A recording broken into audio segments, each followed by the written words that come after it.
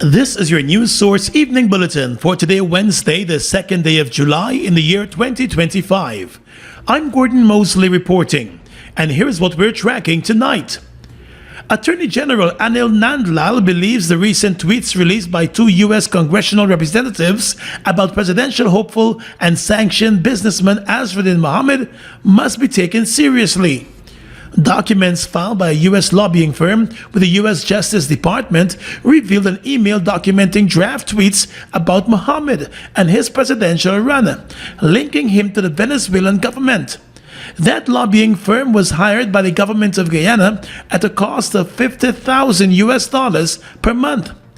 One U.S. congressman released one of those draft tweets on his social media page, just days after his office received an email from the lobbying firm with the tweets. The Guyana government contracted the lobbying firm. On his weekly Issues in a News program last evening, the Attorney General Anil Nandlal said he believes the tweets form part of a broader policy of the United States. The point I want to make is that you can't hand an American congressman a piece of paper and say, tweet this, and he will tweet it. It must be something that is part of their policy, that they are aware of, that they have investigated. And that is their position, because the platform of this social media platform has now become an acceptable form of them disseminating important policy, important positions that they adopt on important matters. Mr. Nandlal argued that congressional officials must be in possession of information before releasing statements, explaining that it will be difficult to contend that U.S. Congress officials can be easily persuaded. That when an American congressman or woman tweets, make a tweet, they don't parrot a position. They're not rubber stamp. They express a policy position. They make important disclosures by virtue via this media platform. Based on the filings of that lobbying firm, it was sharing the draft tweets on behalf of the government of Guyana, which is its contracted client. More news coming up in just a moment. It all starts with one. Maybe it's one look, you know the one, or one touch, even one word. I can start with one step, or one promise, one thrill, one first time, one deep breath, one leap of faith, one day to remember, or one night to forget, one moment. So many stories that make up one crazy, average, everyday, fabulous life. We get one life, just one. Make your move. It all starts with one.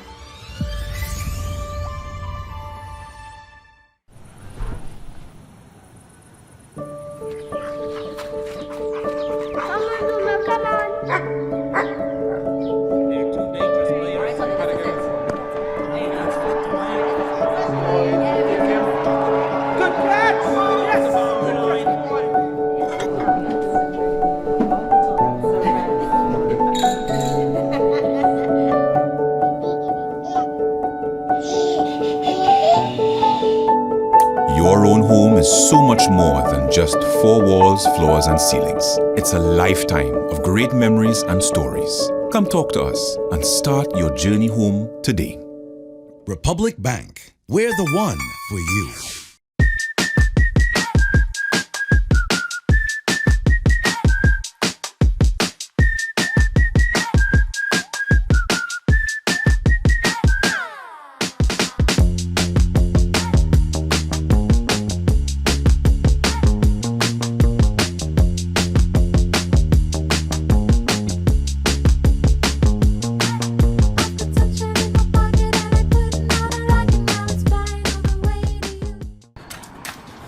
Chasing a ride that takes you higher? Elevate your drive with the all-new Honda Elevate. Now at Merrick's, the Honda Elevate has a bold style, cutting-edge technology, sleek and modern interior, and intuitive controls that makes every journey feel elevated and comfortable. So, why wait? Drive a Honda Elevate today. It's brand new, 0 miles, 0 worries. Visit Merrick's, the home of Honda in Guyana, or call 226-1482 to learn more. This July 6th, Splash Promotions presents Soca on the Beach, CARICOM Weekend. Soca on the Beach, CARICOM Weekend. On Marriott Beachfront, entertainment by Slingers Family, DJ Avalanche, Powerline Sound, Natural Aroma, and Firelinks. Soca on the Beach, this July 6th. Soca on the Beach, this July 6th. CARICOM Weekend at the Marriott Beachfront, powered by Polar Beer and Straight Vibes Rum. Come downstairs, come downstairs. Just come downstairs. Well, leaders of the Forward Guyana movement are furious over the Guyana Elections Commission's decision to reject their symbol as is, with one leader describing that decision as irresponsible. News of the symbol, a wheel comprising 3 logos, being rejected by GECOM came hours after the Forward Guyana movement was solidified, thereby overshadowing its formation, they believe. The movement represents a coming together of 3 parties, Forward Guyana, the People's Movement, and Vigilant Political Action Committee, to form a coalition to contest the upcoming elections. Leader of Forward Guyana, Amanda Walden Desir, said in the absence of an official correspondence from GECOM to the party, news broke on Tuesday that the movement's symbol had not been approved because it required some modification. And it is irresponsible, it is prejudicial, and it has caused a lot of anxiety. And I have since written to GECOM in those terms because GECOM must understand that it has a duty to facilitate free, fair, and transparent processes as well leading up to the elections, and certainly this is not acceptable. At the time, she was addressing the issue during a live broadcast with leader of the People's Movement Nigel London and the leader of VPAC Derwin Bess.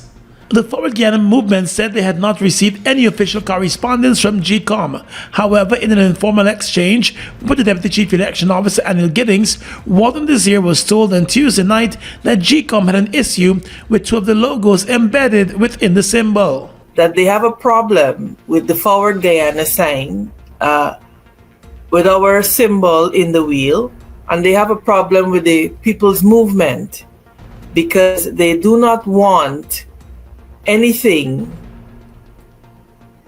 affecting the outline of the map. It was noted, however, that while Forward Guyana was formed just weeks ago, the People's Movement had contested in the 2023 local government elections, and the symbol was approved without any issue. Walden Desir said it would appear that the Elections Commission is making things up as it goes along. Further, she said there appears to be a clear disconnect between the Commission and the Secretariat. With nomination day set for Monday the 14th of July, the Forward Guyana movement remains hopeful that the issue surrounding the symbol will be rectified soon, so it can focus on finalizing its list of candidates for the elections. In the world of business, 4 years after coming to Guyana to take over the helm of GTT, which has since been rebranded as One Communications, the company has parted ways with Damian Blackburn as its Chief Executive Officer. A senior official of the company told news source that the decision to part ways with Blackburn is part of another new plan by the company to change out its management and make key business decisions. Blackburn took over as CEO of the company in 2021 and was credited with leading a major expansion in the company's fiber internet service and leading a charge to get more communities connected. However, in the past 2 years, the company appeared to be paying closer attention to its fiber internet service and corporate customers as its mobile service faced stiffer competition. In the past 2 years alone, the company has scaled down some of its operations in the city and at some of its other locations, with a more focused shift to online solutions. News source understands that as part of a restructuring move, a number of positions within the company will be made redundant, and that has already led to some layoffs. A new marketing strategy is expected to be put in place with a broader focus, news source understands. The company has put a hold on new contracts until its strategy is finalized. Meanwhile, the company also parted ways recently with its chief financial officer and a number of managers. In a statement this afternoon, One Communications said that with effect from the 1st of July, Damian Blackburn, the president of international operations and CEO of One Communications, has been appointed chairman of the board of directors for ATN's international businesses and strategic advisor to ATN International. According to the company, in that new capacity, he will chair the board responsible for ATN's international operations, strengthen relationships with key partners, and provide strategic direction on corporate development across the organization. As he transitions out of day-to-day operations at One Communications Guyana, Richard Stanton, who has been serving as the deputy CEO, will assume leadership of the Guyana operations, the company said. CEO of ATN International, Brad Martin, in the statement, said over the past 4 years, Damian's leadership in Guyana has helped the company to transform its business. The company said now they're excited to welcome him into a new expanded role.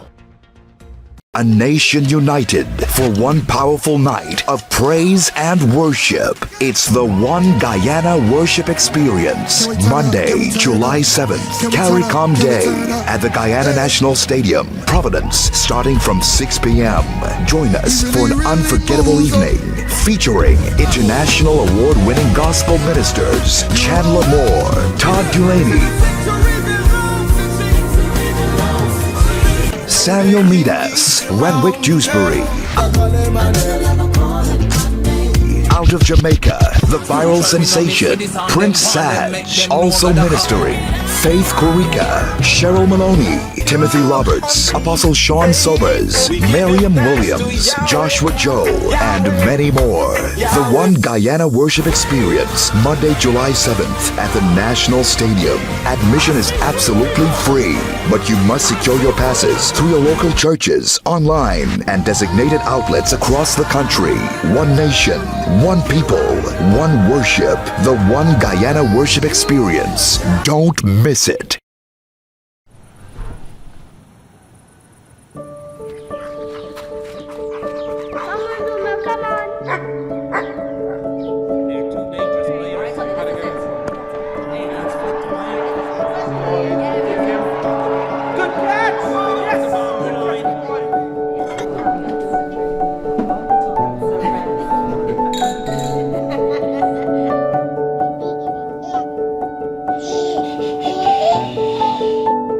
Your own home is so much more than just 4 walls, floors, and ceilings. It's a lifetime of great memories and stories. Come talk to us and start your journey home today.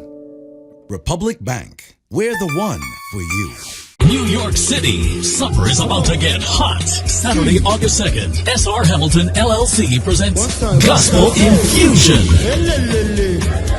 Featuring Samuel Medas, Psycho, Eddie Neblett, Sean Daniels out of Trinidad, Christelle Brandt, Sherilyn Maloney, DJ Kesta D, Timothy Roberts, and many more at the South Jamaica Multi-Service Center, 11402 Guy R. Brewer Boulevard, Queens, New York. Gates open at 4 p.m., showtime 5 p.m. Get your super early bird tickets for only $50. General admission $70. Pay more at the gate, and limited VIP $100 all inclusive. Come and experience the outpouring of God's grace Saturday, August 2nd. For more information, visit Gospel Infusion on Facebook and Instagram. Washi. Hi people. Washing made so easy since I found Washi. Washing me use wash me clothes and I can say Washi soap powder wash clothes so nice. Washi soap powder leave your clothes color bright. Washi soap powder leave me clothes smelling nice, of course. So give thanks to Washi soap powder for doing my laundry right. Keep my clothes color bright. Have my clothes smelling nice for sure.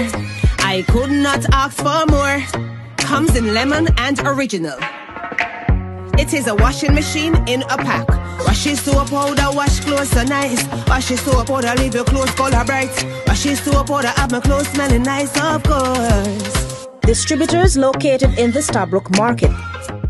Mabaruma, get ready! The event of the summer, the official Mabaruma All Black Party, goes down on Saturday, July 5th at Mabaruma Settlement Ground. Come see live performances by Lola Doll, Like talk to me, needs them. Umaya Hall, Tell everybody, this is a request.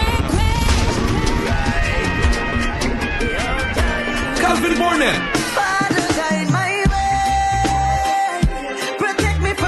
and Lil Million. This one that for all the woman them, we like little boys.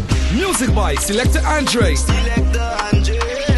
And Power King Sound System. Admission $5,000. Witness X Factor Dance Group Ignite the Stage. Remember, dress to impress. It's all happening on July 5th. The official Mabaruma All Black Party.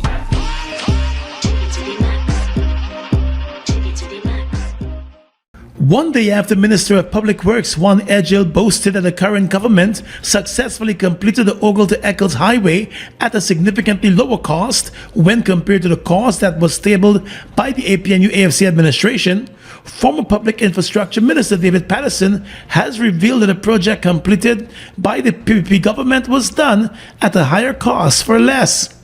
Minister Edgil at the commissioning ceremony on Monday stated that although the initial contract sum was increased to $133.8 million to include bridges, drainage systems, elevated sections to prevent flooding, and a full 4-lane design, the increased cost remained well below the APNU-AFC proposed cost of $275 million. When we came to government, we met a project that was $275 million by the APNU-AFC government to do exactly what we did here. I'm glad for the silence because you're listening. $275 million. But in a statement, Chairman of the AFC and former Minister of Public Infrastructure David Patterson said to suggest that the recently commissioned $133.8 million Ogle to Eccles Highway is the same project that was conceptualized by the APNU-AFC government with an estimated cost of $275 million is to mislead the nation. Patterson said the project, while appreciated, is another example of poor financial management by the government. It was explained that the original design for the project was completed in November 2019 and included a total of 25.43 kilometers of roads, comprising a 4-lane main alignment of 15.34 kilometers with a design speed of 120 kilometers per hour. 4 connector roads at Aubrey Barker, Hague Bosch, Mucka Arcadia, and Great Diamond, totaling 10.09 kilometers with design speeds of 80 to 100 kmh. Additionally, the project included 7 major intersections, 4 major bridges, 15 minor bridges, and 66 box culverts, as well as highway lighting for the entire length, and 717 road signs, traffic lights, hazard markings, mounted signs, safety barriers, traffic attenuators, and bus stops. Patterson said the total cost was $208.1 million, inclusive of 10% contingency allowance and 7.5% consultancy fees. Overall, a completed project inclusive of a reserve set aside for a light railway at $8.18 million per kilometer. And he said the PP Civic has constructed a 7.8 kilometer road for $133.8 million, averaging $17.8 million per kilometer. And the PP Civic, he said, is now touting that as an example of fiscal discipline and value for money. Patterson said the PP Civic administration reduced the project design by 30% and doubled the cost of the project. He said the Heroes Highway is another example of how the government is wasting money for taxpayers. According to Patterson, after spending $15 billion on the Heroes Highway, the government is now claiming that it is temporary work and must spend an equal amount of money to pave the highway in the future. He reminded that the highway is no more than 2 years old. He said another glaring example is the Wales Gas to Shore project, which was originally designed to cost under $700 million, but has now skyrocketed to over $2.4 billion and counting. He said citizens should be mindful of this information, and Patterson noted that the government has not been giving citizens value for money in many of those large projects. Well, days after announcing his resignation from the People's National Congress reform, former Member of Parliament German Figuera is offering the reasons behind that decision. Figuera also announced his decision last Sunday to step down as an opposition Member of Parliament. In a statement this morning, Mr. Figuera, who hails from Linden, said his decision represents the outcome of deep moral reflection, a re-examination of his obligations to principle and country, and a refusal to remain complicit in a trajectory that he believes undermines the democratic, ethical, and national ideals that they are sworn to uphold. He accused the leadership of the PNC reform of exhibiting a troubling tolerance for rising ethnic antagonism. He said what was once a platform for unifying vision now flirts perilously with sectarian dogma. According to Figuera, this is not a movement he joined. The responsibility to defend and promote national unity is absolute, and its abdication is a moral failure, he stated. He said the internal culture of the PNC reform has deteriorated from principled deliberation to an insular climate defined by vindictiveness and a systematic sidelining of faithful contributors, explaining that he has personally experienced arbitrary exclusion.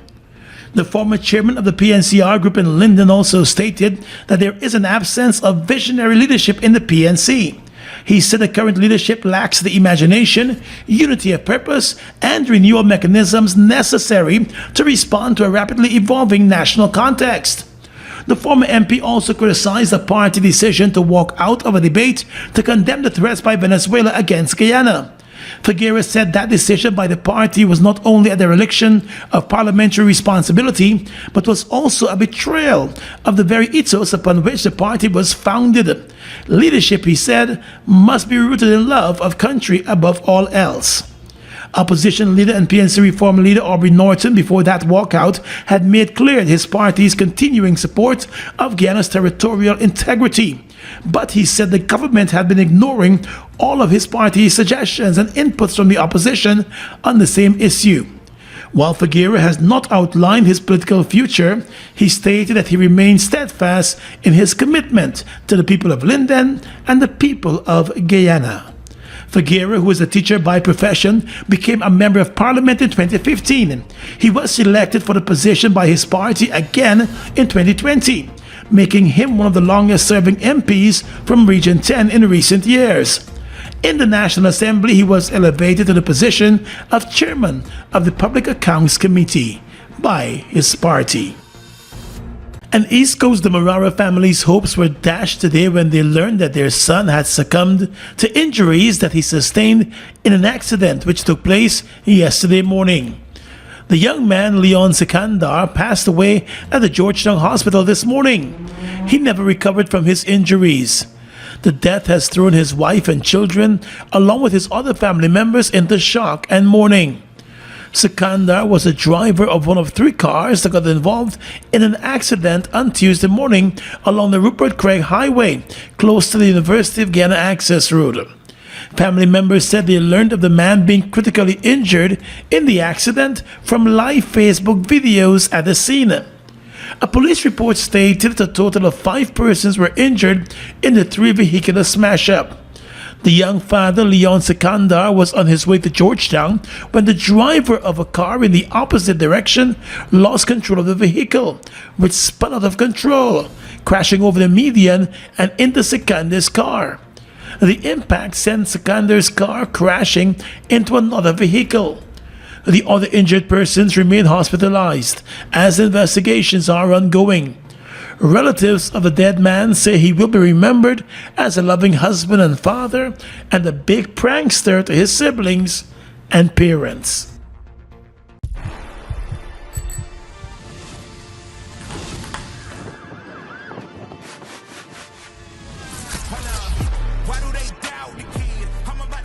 The EDGE series comes alive this July in Guyana. 3 sporting disciplines, 3x3 basketball, table tennis, and criterium racing. Teams from across regions compete for a total prize pool of over $2.5 million, and the title of champion. The Edge Series. Are you on the edge? And I'ma do it again. Watch me.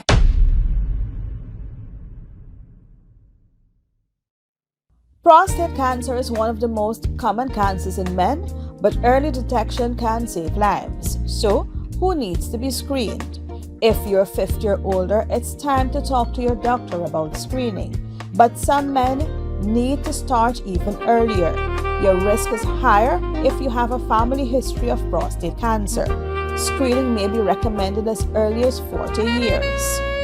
Screening is quick and can include a PSA blood test or a simple exam. It's the first step in catching prostate cancer early, when it's most treatable. Don't wait. If you're at risk, get screened, because taking care of your health means being there for the moments that matter most. Screen early, live fully. Turbo with a new look, new style, with the same great taste in the 250 ml can. Everybody run out now. Go and go grab one. Me charge up with a turbo 250 ml at your favorite spot. Wait, sell. New look, new can, same vibes. Jinxing, energize up your life. Vibes up, work time, anytime we are turn up the party with turbo can. Turbo can, turbo can, turbo can. Now available in the new 250 ml can. Turbo energy drink. Charge up today. Guyana's economy is rapidly transforming, and we're all part of it.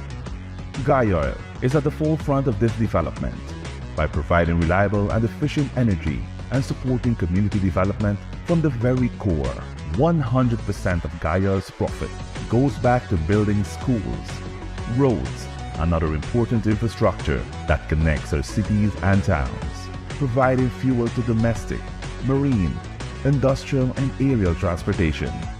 Guy Oil has now repositioned itself as a market leader in the petroleum industry, building a better future for all of us.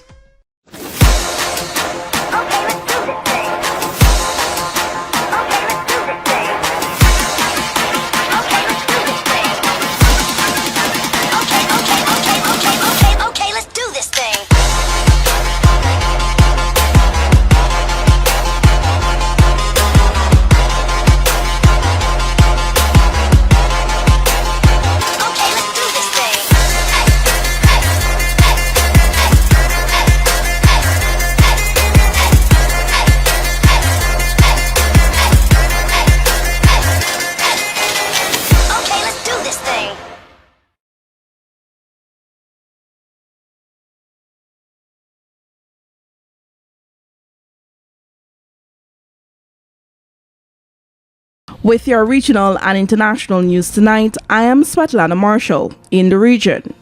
The Venezuela government-aligned National Assembly unanimously declared United Nations High Commissioner for Human Rights Volker Turk persona non grata on Tuesday, after Turk publicly decried what he said were arbitrary detentions, forced disappearances, and other human rights violations in the South American country.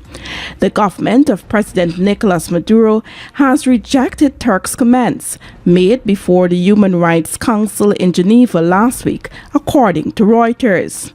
It has previously said that Turk failed to defend the rights of Venezuelans deported to an El Salvador prison by the United States and to call for the return of Venezuelan minors separated from migrant parents in the United States. The declaration of persona non grata has no immediate practical effect, but Turk's office has previously been expelled from Venezuela, and it is possible that the government may remove it again. Turk's recent report to the Human Rights Council is based on careful documentation following the office's established methodology, consultation, and international legal standards. The UN spokesperson Ravina Shamdasani told Reuters on Wednesday, adding that the UN regretted the Assembly's motion.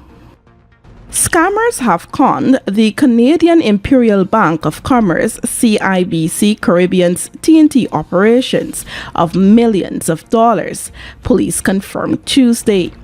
Police revealed that in June, the managing director of CIBC Caribbean reported that he was authorized to transfer approximately $14.8 million from the bank's suspense processing account to other external accounts.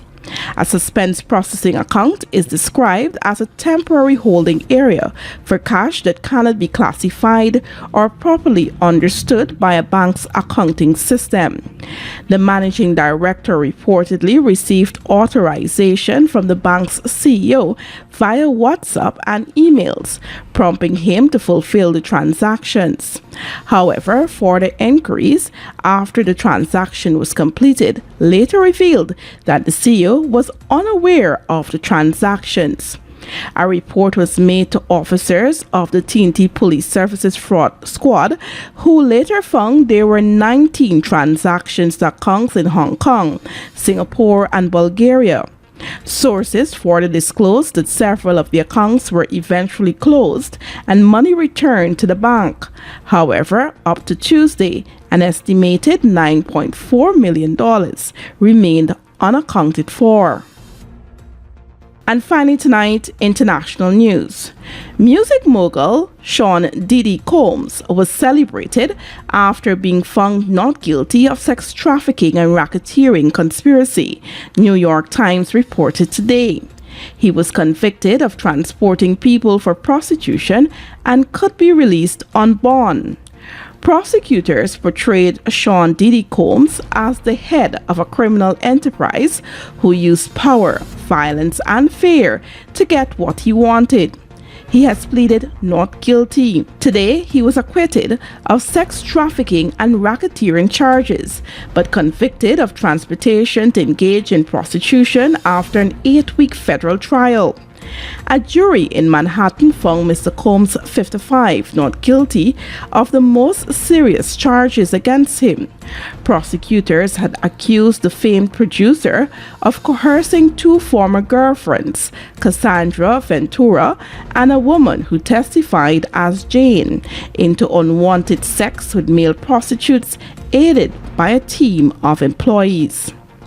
Even with a partial conviction, the result is something of a victory for Mr. Combs, who was elated in court.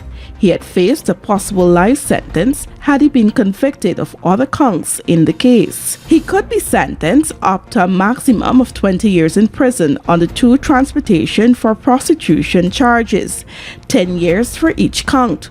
But the final sentence will be up to a judge. And that's your News Source Evening Bulletin for tonight. I'm Svetlana Marshall, wishing you a pleasant evening.